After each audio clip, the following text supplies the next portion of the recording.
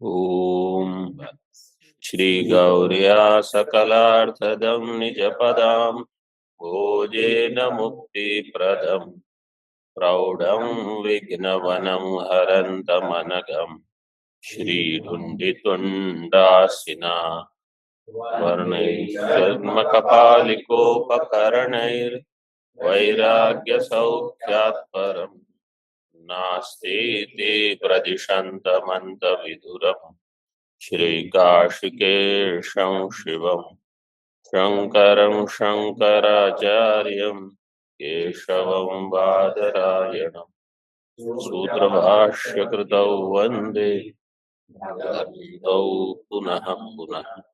ईश्वरो गुरुरात्मेति मूर्तिभेदविभागिने व्योमवद्व्याप्तदेहाय दक्षिणामूर्तये नमः।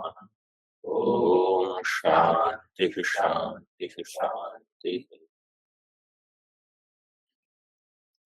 भाष्य में शास्त्र योनित्वाद सूत्र में हमने देखा यद यद विस्तरार्थम शास्त्रम यस्मात् पुरुष विशेषात् संभवति यथा व्याकरणादि पाणिन्यादेर ज्ञेयैकदेशार्थमपि स ततोऽपि अधिकतर विज्ञानः इति प्रसिद्धम लोके।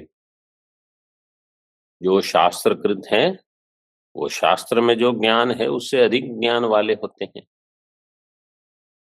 टीका में देखिए, अत्र ऐसा योजना, इसकी योजना, शब्दों की योजना इस प्रकार से करनी है। जो अर्थवाद है ऐसे। हाँ, टीका में अंतिम में बताया था दृश्यते च अर्थवादाधिक्यम वेदे, क्योंकि उसकी पूर्व पंक्ति में कहा है अनेन अर्थ तो अल्पत्वम वदन कर्तुर्ज्ञानस्य अर्थाधिक्यम सूचयति। अर्थतः अल्पत्वम वदन अपि कर्तुः ज्ञानस्य अर्थाधिक्यम। तो इसका एक अर्थ है कि जो वहां बताया गया है इस कर्ता के द्वारा वो अल्प है, लेकिन कर्ता का ज्ञान उससे अधिक है, ये तो स्पष्ट हो गया। उसके आगे कहा है दृश्यते च अर्थवाद आधिक्यम वेद। इसका अर्थ कैसे किया है, क्या कारण है? अर्थवाद में शब्द अनेक होते हैं लेकिन अर्थ अल्प होता है, तो वहां भी अर्थतः अल्पम, मतलब वेद में भी कहीं कहीं अधिक शब्द का प्रयोग होने पर भी अर्थ में अल्पत्व है। और पूर्व पंक्ति ने क्या कहा कि जो ज्ञानी होते हैं वो अधिक अर्थ जानते हुए भी अपनी जो कृति होती है, जिस शास्त्र का निर्माण करते हैं, तो उसमें अल्प ज्ञान बताते हैं। मतलब अब जो जानते हैं उससे वहां अर्थतः अल्पत्वम ही होगा। इस प्रकार से यहाँ ये दिया है दृश्यते च अर्थवादादि। उसमें कोई टिप्पणी है नहीं, यहाँ हिंदी में यही अर्थ किया है कि वेद में अर्थवाद होने से शब्दों का आधिक्य है लेकिन अर्थ में अल्पत्व है। और ज्ञानी की दृष्टि से अगर देखा जाए तो ज्ञानी के पास अर्थ में आधिक्य है, और जो प्रकृत होगा उसका निर्माण जिस ग्रंथ का करते हैं वह अर्थ में अल्प होगा। इसको अगर और कुछ होगा तो फिर बता देंगे। अत्र ऐसा अक्षर योजना, ये देखिए पूर्णानंदी टीका में दिया है दृश्यते च, वो जो दिया है इसके ऊपर वेदे बहवो अर्थवादाः सन्ति तस्मात् शब्दाधिक्यम दृश्यते इति भाव। तो वहां शब्द अधिक और अर्थ कम है। यद्यत् शास्त्रम यस्मात् पुरुष विशेषात् संभवति स ततोऽपि अधिकतर विज्ञान, ये तो सामान्य व्याप्ति है। इसको लेकर अभी आगे इस पदों की योजना करते हैं। अत्र ऐसा योजना यद्यत् शास्त्रम यस्माद् आप्तात् संभवति स ततः शास्त्राद अधिकार्थ ज्ञान इति प्रसिद्धम। जो जो शास्त्र जिस आप्त पुरुष से उत्पन्न हुए हैं, यस्माद आप्तात् संभवति। सह सह कह आप्तपुरुषः पुरुषः, सह आप्तपुरुषः ततः शास्त्राद अधिकार्थ ज्ञानः हुरिः। शास्त्राद अधिकार्थम और अधिकार्थ ज्ञानम यस्य सह शास्त्राद अधिकार्थ ज्ञानः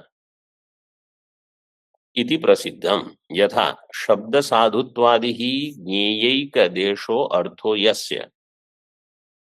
एक मात्रा होनी चाहिए आपके इसमें, एक ज्ञेय है कि ज्ञेय है? ज्ञेय नहीं, एक ही मात्रा। नहीं हो फिर ये आगे फिर एक जैसे यम रेल रण, यम में एक ही मात्रा है ना।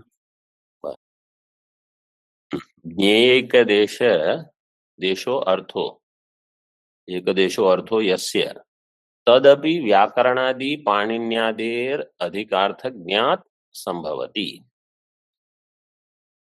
तदपि व्याकरणादि पाणिन्यादेः अधिकार्थ ज्ञात, पाणिनि अधिकार्थज्ञः अधिकार्थ ज्ञात संभवति। यहाँ क्या कहा कि पाणिनि महर्षि जी ने शब्द साधुत्व के ऊपर ग्रंथ लिखा, व्याकरण। इसका अर्थ ये नहीं है कि उनको केवल उसका उतना ही ज्ञान था, उनको शायद अन्य ज्ञान भी हो, मतलब था। जैसे धर्म शास्त्र का कुछ ज्ञान है, ज्योतिष शास्त्र का कुछ ज्ञान है, और अन्य अन्य जो भी विद्याएं होती है, न्याय का कुछ ज्ञान और वेदांत का भी कुछ ज्ञान हो, तो हाँ, तो केवल एक देश शब्द साधुत्व को लेकर ही इतनी रचना हुई। यदि अल्पार्थमपि शास्त्रम अधिकार्थ ज्ञात संभवति तदा अस्य महतः इत्यादि श्रुतेर यस्मान् महतो अपरिच्छिन्नाद भूतात् सत्याद योनेः सकाशाद अनेक शाखेत्यादि विशिष्टस्य वेदस्य पुरुष निश्वासवत् न प्रयत्नेनैव संभवः। यदि अल्पार्थमपि शास्त्रम अधिकार्थ ज्ञात संभवति, शास्त्र जिसमें अल्प अर्थ है लेकिन उसकी उत्पत्ति हुई है, संभव का अर्थ है उत्पत्ति, अधिक अर्थ जानने वाले आचार्य से, तो हमेशा ही ऐसा होता है। तो अगर लोक में ऐसी व्याप्ति है कि किसी को तीन चीज पता है और उन्होंने एक विषय के ऊपर कुछ ग्रंथ लिखा, तो तदा अस्य महतः इत्यादि श्रुतेर यस्मान् महतो अपरिच्छिन्नात् भूतात् सत्यात् योने है। महतः, यस्मान् महतः ये किसके लिए विशेषण है? ब्रह्म, ब्रह्मणः अपरिच्छिन्न, जो कि अपरिच्छिन्न है, अपरिच्छिन्नाद भूतात् सत्यात्, भूत का अर्थ है वो सिद्ध, हाँ, सिद्ध वस्तु, सत्यात् योने है सकाशात, ये सब पंचमी में है। अनेक शाखा इत्यादि विशिष्टस्य वेदस्य, वेद जो कि अनेक शाखा वाला है, अनेक शाखा इत्यादि विशिष्टस्य वेदस्य पुरुष निश्वासवत् अप्रयत्नेन एव संभवः। अनेक शाखा वाला जो वेद है, इतनी तो शाखाएं हैं, तो कुल मिलाकर कितनी है? हाँ, 1180 शाखाएं। वो भी तो अभी उपलब्ध कितनी है, लेकिन पहले और भी होंगी, पता नहीं। तो अनेक शाखा इत्यादि विशिष्टस्य वेदस्य पुरुष निश्वासवत्, जैसे निश्वास चलता है पुरुष का, अप्रयत्नेन एव संभवः। तस्य ब्रह्मणः सर्वज्ञत्वं सर्वशक्तिमत्वं च इति किमु वक्तव्यम इति। उसमें ब्रह्म के सर्वज्ञत्व सर्वशक्तिमत्व में क्या कहना, मतलब वो तो है ही। जब सामान्य कोई व्यक्ति कुछ रचना करता है, वो भी कितनी अल्प होती है। स्कूल में जब एक होता था टीचर्स डे, सितंबर 5 को, पता है? गुरु दिवस बोलते हैं। मतलब हमारे तो ऐसा होता, हाँ टीचर, कक्षा में से ही कोई वहां जाके पढ़ाता था, हमारे तो ऐसे करते थे, कोई नहीं तो बड़े, पहले तो ऐसे जब छोटे थे तो बड़े वर्ग के कोई आते पढ़ाते थे, नहीं तो कक्षा का ही कोई पढ़ाएगा। गणित का ही पाठ चल रहा है, गणित उसी वर्ग में से एक को कहा जाएगा जो बाकी सबसे अधिक जानता है, वो बाकी सबको पढ़ाएगा और पीछे बैठेंगे जो गुरु होंगे, शिक्षक, देखने के लिए कि सब ठीक चल रहा है कि नहीं। उसमें भी जितना वो ज्ञान पढ़ाता है उससे अधिक उसका होगा, वहां भी ये व्याप्ति घटती है। तो ब्रह्म में तो क्या कहना, वो तो होगा ही होगा, इसलिए किम वक्तव्य। तत्र वेदस्य पौरुष, अभी वेद के पौरुषेयत्व की शंका का निराश करते हैं। वेदस्य पौरुषेयत्व शंका निरासार्थम श्रुतिस्थ निश्वसित पदार्थम आह। श्रुति में निश्वसित पदार्थ जो दिया है उसको बताते हैं। पहले भाष्य में देखिए, किमु वक्तव्यम अनेक शाखा भेद भिन्नस्य देव तिर्यंग मनुष्य वर्णाश्रमादि प्रविभाग हेतु हो ऋग्वेदादि ऋग्वेदाद्याख्यस्य सर्वज्ञानाकरस्य अप्रयत्नेनैव लीलान्यायेन पुरुष निश्वासवद् यस्मात् महतो भूताद्योनेः संभवः। किमु वक्तव्यम अनेक शाखा भेद भिन्नस्य, ये वेद के बारे में बता रहे हैं।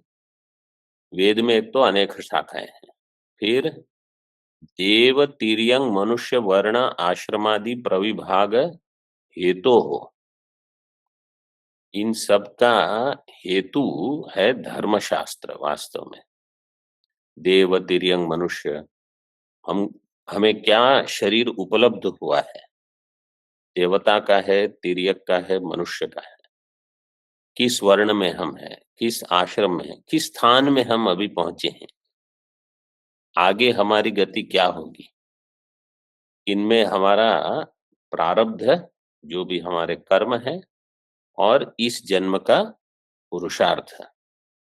तो शरीर की प्राप्ति में तो कोई अभी, वो तो पूरा प्रारब्ध पर ही निर्भर है। वर्ण आश्रम, मतलब एक आश्रम से आप अन्य आश्रम में जा सकते हो, ब्रह्मचर्य आश्रम से गृहस्थ आश्रम, वहां से वानप्रस्थ संन्यास, वो पुरुषार्थ के अधीन है। वर्ण आदि पूर्व में ही प्राप्त हो चुके हैं।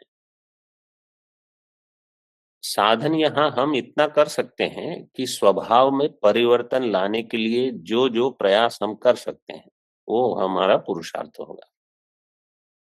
जैसे अलग अलग प्रकार के तप होते हैं, इसमें शास्त्रीय दृष्टांत होगा विश्वामित्र ऋषि का।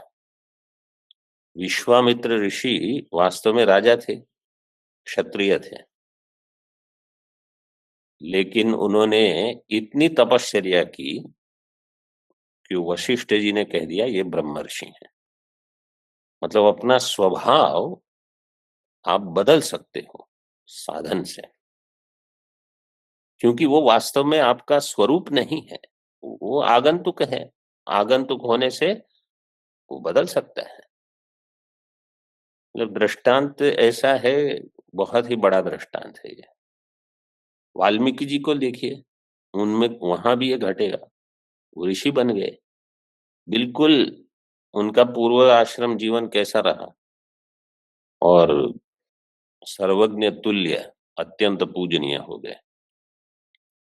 तो ये हो सकता है, प्रयत्न उतना चाहिए। फिर तो जो शास्त्र में कहे हैं, वांग्मय तप है, शारीर तप है, मानसिक तप है, वो सब तप है, वो करने हैं, लेकिन इन सब का विभाग निश्चित है।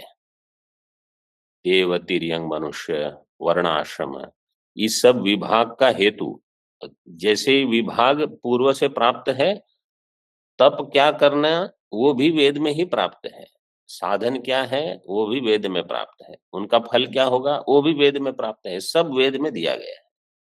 किसकी क्या गति होगी वेद में निश्चित है। तो देव तिर्यंग मनुष्य वर्ण आश्रमादि प्रविभाग हेतु हो ऋग्वेदाद्याख्यस्य वेदस्य।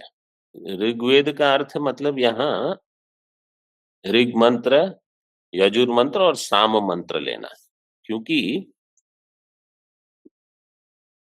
भगवान वेद व्यास जी ने ही इनका विभाग करके समस्त वेद राशि को बांट दिया और फिर जो अन्य मंत्र थे उनको अथर्ववेद में रख दिए, जहां कुछ कुछ प्राप्तियां अधिक है, ये प्राप्त कर सकते हो, ये प्राप्त कर सकते हो।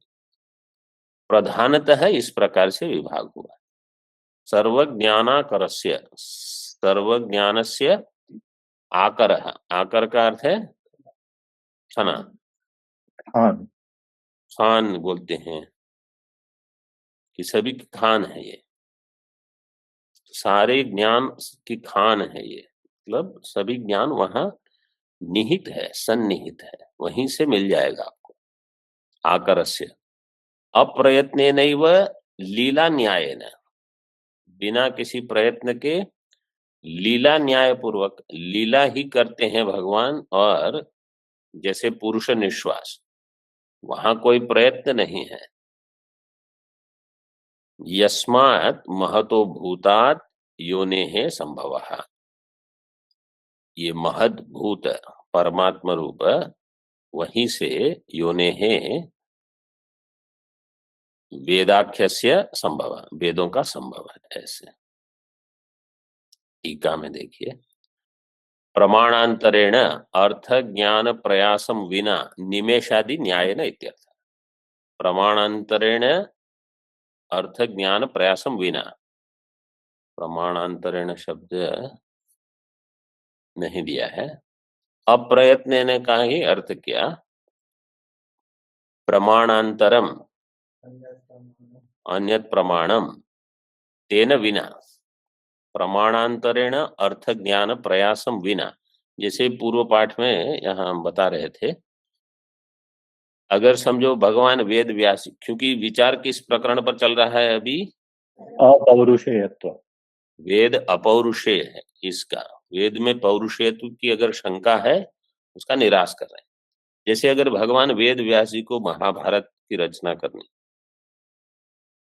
कहीं उनको सोचना पड़ेगा कि अच्छा, क्योंकि वहां तो इतने सारे इसके पुत्र और इनका ये वो, इनके पुत्र का नाम क्या था और इनकी इतनी रानियां थी, उसमें पहली रानी का नाम क्या है और दूसरी रानी, और इतने सारे पुराण में सब लिखा है, सब उनको कुछ ना कुछ तो अर्थ ज्ञान के लिए प्रयास होगा।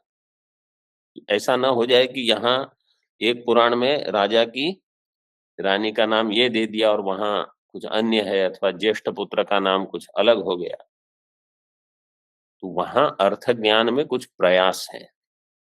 लेकिन वेद में तो प्रमाणांतरेण अर्थ ज्ञान प्रयासम विना निमेषादि न्याय, जैसे आंख निमेष उन्मेष जो होता है आंखों की पलकों का, उसमें कहाँ कोई प्रयास, मतलब पता भी नहीं चलता कि हो गया, ऐसे वेद की रचना है। इसलिए यहाँ जैसे निमेषादि में कर्तृत्व नहीं है, ऐसे वेद की रचना में पौरुषेयत्व नहीं। अत्र अनुमानेन यह सर्वज्ञः इति श्रुत्युक्त सर्वज्ञत्वदार्ढ्याय पाणिन्यादिवद वेद कर्तरी अधिकार्थ ज्ञान सत्ता मात्रम साध्यते, न तो अर्थ ज्ञानस्य वेद हेतुत्वम्। निश्वसित श्रुति विरोधाद वेद ज्ञान मात्रेण अध्येतृवत् वेद कर्तृत्वोपपत्तेश्च। केवल अगर अनुमान से हम ये सिद्ध करने का प्रयास करेंगे तो अनुमानेन यह सर्वज्ञः इति श्रुति उक्त सर्वज्ञत्व दार्ढ्याय पाणिन्यादिवत्, जैसे पाणिनि महर्षि सर्वज्ञ थे, जिस शास्त्र की रचना की उससे अधिक ज्ञान वाले थे, उनके इसी प्रकार से वेद कर्तरी अधिकार्थ ज्ञान सत्ता मात्रम साध्यते। अधिकार्थ ज्ञान सत्ता मात्रम केन साध्यते? अनुमानेन। हाँ, केन जब अनुमानेन। तो आपको तृतीया में ही कुछ ढूंढना होगा। अनुमानेन, तो अनुमान से क्या सिद्ध होगा? अधिकार्थ ज्ञान सत्ता, कि ऐसी कोई अधिकार्थ ज्ञान वाली सत्ता है। अनुमान जैसे पर्वत में धूम से आप वन्य की सिद्धि करते हो अनुमान से, तो अनुमान के बाद क्या सिद्ध होगा? वहां वन्य की सत्ता है। वो वन्य किसने जलाई है, वो कितनी बड़ी है, वो उसका ज्ञान आपको अनुमान से नहीं होगा। अनुमान केवल उसकी सत्ता की सिद्धि कर देगा, ये हो गया उसका। यहाँ यही दिया है। अनुमान से अगर आप सिद्ध करने का प्रयास करोगे, तो जैसे पाणिनि आदि महर्षि अधिक ज्ञान वाले थे, इसी प्रकार यहाँ वेद कर्तरी अधिकार्थ ज्ञान सत्ता मात्रम साध्यते, न तो अर्थ ज्ञानस्य वेद हेतुत्वम। लेकिन इसका जो अर्थ ज्ञान है, वेद हेतुत्वम, अर्थ ज्ञानस्य वेद हेतुत्वम, अर्थ ज्ञान ही इस वेद का हेतु होगा। अर्थ ज्ञानम वेद हेतु, अर्थ ज्ञान वेद का हेतु है, उसकी सिद्धि नहीं होगी। निश्वसित श्रुति विरोधात, क्योंकि निश्वसित शब्द जो दिया है उससे विरोध हो जाएगा। और वेद ज्ञान मात्रेण अध्येतृवत वेद कर्तृत्व उपपत्तेश्च,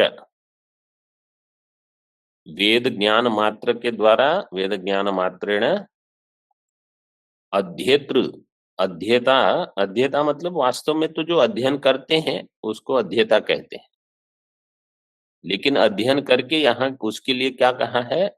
उनका वेद कर्तृत्व, अध्येतृवत वेद कर्तृत्व।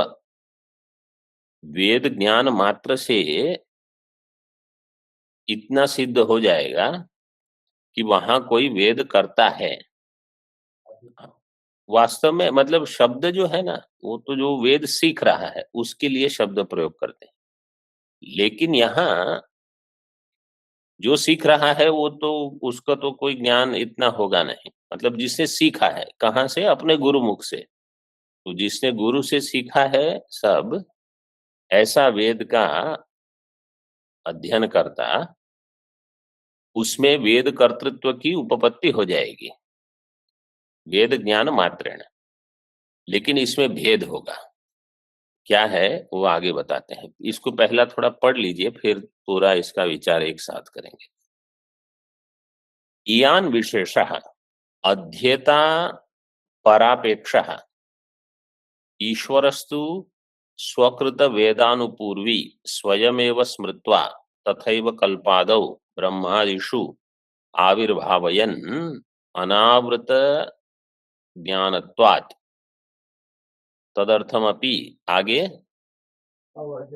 अवर्जनीयतया जानाति इति सर्वज्ञ इति अनवद्यम। इयान विशेष है, यहाँ विशेष का अर्थ है भेद। ये भेद है, किसमें और किसमें भेद है? जो अध्येता है, जिसने अध्ययन किया है, गुरुमुख से अध्ययन किया है, इसलिए वो पर की अपेक्षा करता है।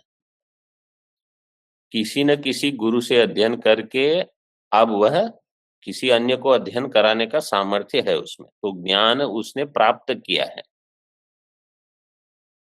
ईश्वर के लिए ईश्वर कहीं अन्य से ज्ञान प्राप्त नहीं करेगा, तो ईश्वरस्तु स्वकृत वेदानुपूर्वी स्वयमेव स्मृत्वा, स्वकृत वेदानुपूर्वी, वेदानुपूर्वी, अनुपूर्वी का अर्थ क्या है? अनुपूर्वी का अर्थ है वेद का जो क्रम है उसको कहते हैं अनुपूर्वी। स्वकृत वेदानुपूर्वी, वेद की अनुपूर्वी जो है वो किसने की? ईश्वर ने ही की। अनुपूर्वी का अर्थ क्या है? जैसे शन्नो मित्रः शं वरुणः। तो पहले शम, फिर नो, फिर मी में पहले म, फिर ई, फिर त्र, रकार रकार, मित्रः, तो विसर्ग, फिर शम। ये जो क्रम है, इतने वर्ण तो हैं, लेकिन वर्ण को किसी भी प्रकार से रख देने से वेद नहीं होगा, वही क्रम में होना चाहिए। गणाना अंत, और वो तो स्वर भी, जो स्वर से पढ़ते हैं, शुक्ल यजुर्वेद में भी स्वर हैं, यहाँ स्वर से पाठ नहीं होता।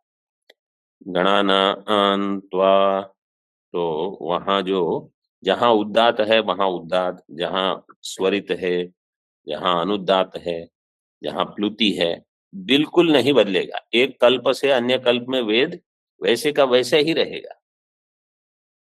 इसलिए जो उपनिषद हमें प्राप्त है, पूर्व पूर्व कल्प में भी ऐसे ही थे उपनिषद, पूरा वेद ही। इसको कहते हैं अनुपूर्वी। इसमें कुछ एक मात्रा यहां से वहां, कोई स्वर में भेद कुछ नहीं, और जिस शाखा में जैसा था उस शाखा में ऐसे ही उपलब्ध होगा। तो पूर्व कल्प में किसने की थी? ईश्वर ने ही। इस कल्प में वही ईश्वर। इसलिए ईश्वरस्तु स्वकृत वेद आनुपूर्वी स्वयमेव स्मृत्वा, अपनी ही की हुई पूर्व कल्प की अनुवृत्ति का, अनुपूर्वी का इस कल्प में ईश्वर स्मरण करेंगे सृष्टि के आरंभ में, स्वयमेव स्मृत्वा। फिर तथैव कल्पादौ ब्रह्मादिषु आविर्भावयन, ब्रह्मा जी का आविर्भाव करके, यो ब्रह्मांडम विदधाति पूर्वम, सबसे पहले उनको देंगे, यो वै वेदांश प्रहिणोति तस्मै। इसमें भी जैसे कहा जाता है कि सारे जीव प्रलय में है, सबसे पहले किस जीव को जगाया जाए? जो मतलब जो तैयार है ब्रह्मा बनने के लिए, उनको कहा जाएगा। और जो कहेंगे नहीं नहीं मुझे ब्रह्मा नहीं बना, अब सोते रहो थोड़ी देर, बाद में तुम्हारा नंबर लगेगा, तो पहले उनको जगाएंगे, फिर भगवान सीधे उनसे बात करेंगे, उनको ज्ञान दे देंगे, क्या करना वो सब हो जाएगा। बाकी सब लोग उस समय गाढ़ निद्रा में, तमो गुण से। फिर ब्रह्मा जी तय करेंगे पहले कौन उठेगा। आप जो ब्रह्म प्रजापति बनेंगे, जो भी होंगे, जिस स्वर्ग के जो जो लोका लोकपालक बनेंगे, वो सबको लोकपाला, जैसे ऐतरेय में नाम दिया उनको, इन सब का, इनकी नियुक्ति होगी, ये क्रम से होगा। कोई भी ऐसे कहा जिसको जो मर्जी में आए, ऐसे कुछ नहीं होगा। और सब में पुण्य एक ही है। पुण्य किसका अधिक है? निष्काम कर्म है, सकाम कर्म है, वो सब देखकर फिर ब्रह्मा जी 4 को उठाएंगे, सनत कुमार बनाएंगे, फिर वो कहेंगे हम तो जा रहे हैं, हम ये सब नहीं करेंगे। फिर मनु शत्रुपा ये सब चलेगा। तो ब्रह्मादिशु से ये सब समझ लो। आविर्भावयन अनावृत ज्ञानत्वात्, अनावृत ज्ञान कह ईश्वर, अनावृत ज्ञान ईश्वर, ईश्वरस्य अनावृत ज्ञानत्वात् तद अर्थमपि अवर्जनीयतया जानाति। ईश्वर उसके अर्थ को अवर्जनीयतया, मतलब बिना उसको छोड़ के, उसका वर्जन नहीं करके, जानाति इति सर्वज्ञ इति अनवद्यम, अनवद्यम निर्दुष्टम। तो अध्येता और ईश्वर, इनमें क्या भेद हुआ? इसमें एक श्लोक है, वेदाध्ययनम सर्वम गुरुअध्ययन पूर्वकम। हाँ 7 हो गए ना। वेदाध्ययन सामान्यात, ये तृतीय पाद है। अधुनाध्ययनम यथा, अधुनाध्ययनम यथा,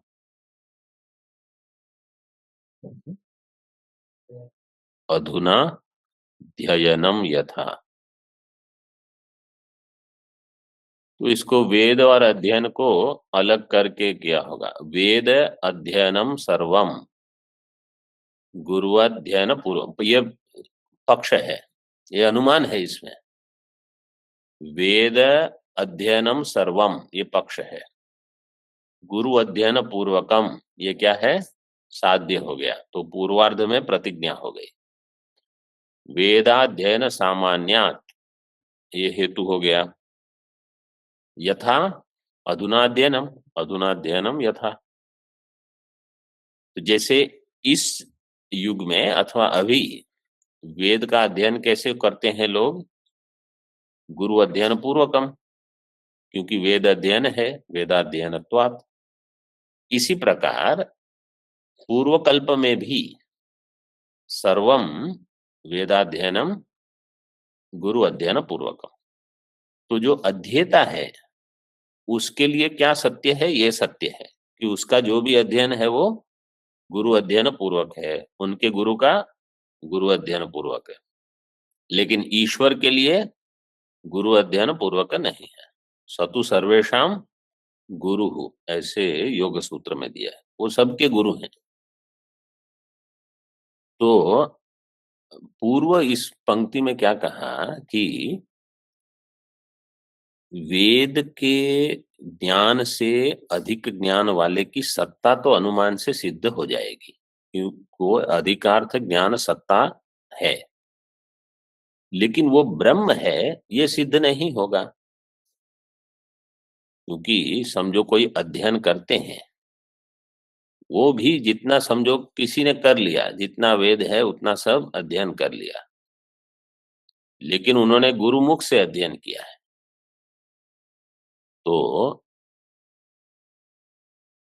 गुरुमुख से अध्ययन किया है, इसलिए उनको स्मरण आदि में भी प्रयास लगेगा, वो निश्वसित नहीं होगा। वो स्मरण करेंगे, अच्छा इसके बाद ये है वो है। हम ही इतना अध्ययन करने के बाद कहाँ कुछ श्लोक में क्या है, कुछ सूत्र में क्या है, इधर उधर हो जाता है। और तो अभी कुछ बुद्धि ठीक ठाक हो तभी थोड़े समय बाद तो कुछ यही याद नहीं रहता कि क्या पढ़ा रहे हो, आकर क्या क्या हो सकता है ये सब।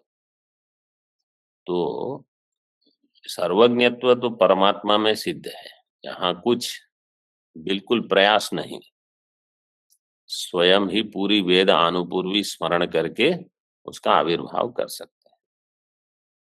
इति प्रथम वर्णकम, इस प्रकार से यहाँ प्रथम वर्णक की सिद्धि हो गई। यहाँ भाष्य में देखिए और एक पंक्ति करनी है। अस्य महतो भूतस्य निश्वसितम एतद यद ऋग्वेदः इत्यादि श्रुतेः तस्य महतो भूतस्य निरतिशयं सर्वज्ञत्वं सर्वशक्तिमत्वं च इति।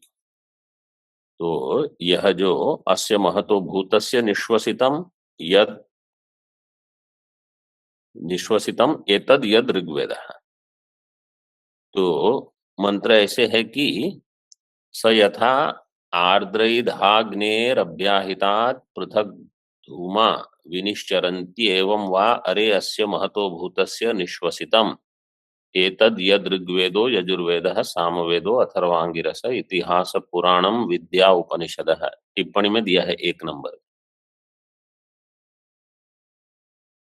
पुराणम विद्या उपनिषदः श्लोकाः सूत्राणि अनुव्याख्यानानि व्याख्यानानि अस्यैव एतानि सर्वाणि निश्वसितानि, ये 2 4 10 का है। तो जैसे इसमें 4 वेद का तो नाम दे दिया है और इतिहास कहा है।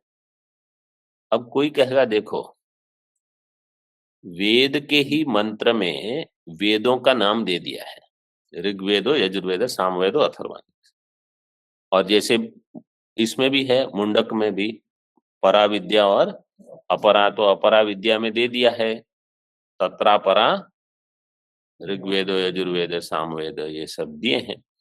तो भगवान वेद व्यास जी ने जब नामकरण किया होगा वेदों का, इसको ध्यान में रख के, और फिर वेद में जो इतिहास पुराण विद्या उपनिषद दिए हैं जैसे मैं गीता पाठ में बता रहा था, वहां इतिहास से रामायण महाभारत नहीं लेकर वेद में जो इतिहास दिया है, जैसे कहीं वो उर्वशी के साथ कौन राजा थे, पुरुरवा, उसका उपाख्यान, ये इसको कहा जाएगा इतिहास है, ये ऐसा पहले हुआ था ऐसे, अथवा कहीं इंद्र ने कुछ किया है, ये इतिहास कहा जाएगा।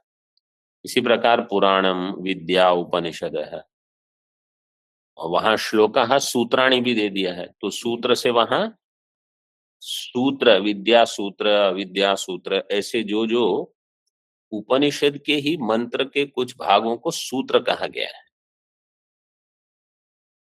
तो सूत्र से उनको लेना है। फिर अनुव्याख्यान, उसी का व्याख्यान कभी करती है श्रुति।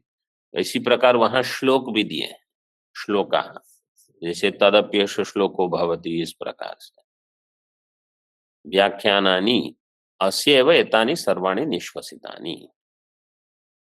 तो तस्य महतो भूतस्य, ऐसा जो ब्रह्म है महान सिद्ध, उसमें निरतिशय सर्वज्ञत्व सर्वशक्तिमत्व रहेगा ही रहेगा। ये एक वर्णक समाप्त हुआ। अब आगे, अधुना ब्रह्मणो लक्षणानंतरम प्रमाण जिज्ञासायाम वर्णकांतरम आह। ब्रह्म में लक्षण अनंतरम, लक्षण के पश्चात प्रमाण की जिज्ञासा होगी, क्योंकि वस्तु सिद्धि के लिए आपको लक्षण और प्रमाण दोनों चाहिए, तो इसलिए द्वितीय वर्णक यहाँ प्रमाण की जिज्ञासा की पूर्ति करता है। अथवा भाष्य में यथोक्तम ऋग्वेदादि शास्त्रम योनिहि कारणम प्रमाणम अस्य ब्रह्मणो यथावत स्वरूपाधिगमे। भगवान भाष्यकार ने कह दिया, इसकी व्युत्पत्ति दे दी, मतलब समास का विग्रह कर दिया। शास्त्रम योनिहि, योनि का अर्थ कर दिया कारणम, कारणम का अर्थ किया प्रमाणम, मतलब शास्त्रम प्रमाणम अस्य ब्रह्मण इति शास्त्र योनि। कहीं मैंने अस्मिन ये भी पाठ देखा है, मतलब भाष्य में नहीं होगा, कोई अन्य टीकाकार ने किया होगा। शास्त्रम योनि अस्मिन, इस विषय में शास्त्र ही योनि है जिसमें, अथवा शास्त्र ही योनि है जिसकी। भाष्यकार ने अस्य षष्ठी ली है, किसमें, यथावत स्वरूप अधिगमे, यथावत स्वरूप के ज्ञान के लिए। यथावत स्वरूप किसका जानना है, ब्रह्म का। ब्रह्मणो यथावत स्वरूपाधिगमे शास्त्रम प्रमाणम, शास्त्रम एव प्रमाणम। टीका में लक्षण प्रमाणयोर ब्रह्म निर्णयार्थत्वात् एक फलकत्वम संगति ही। इसमें संगति क्या है, एक फलकत्व। क्यों, क्योंकि लक्षण और प्रमाण दोनों के द्वारा ही ब्रह्म का निर्णय होगा। लक्षण प्रमाणयोः ब्रह्म निर्णयार्थत्वात्, निर्णयार्थत्वात्, इसलिए एक फल, दोनों का एक फलकत्वम, दोनों का किसका, द्वितीय सूत्र और तृतीय सूत्र, द्वितीय सूत्र और तृतीय सूत्र। ब्रह्म का दो चीज बतानी है आपको, दोनों का एक फलकत्व, तब तो संगति होगी। इसका श्रुति वाक्य आगे दिया है, तन्त्व उपनिषदम पुरुषम। ओम पूर्णमदः पूर्णमिदं पूर्णात् पूर्णमुदच्यते पूर्णस्य पूर्णमादाय पूर्णमेवावशिष्यते। ओम शांति शांति शांति।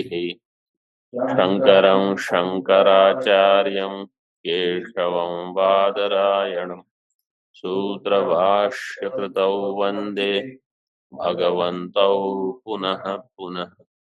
ईश्वरो गुरुरात्मेति मूर्तिभेदविभागिने व्योमवद्व्याप्तदेहाय दक्षिणामूर्तये नमः।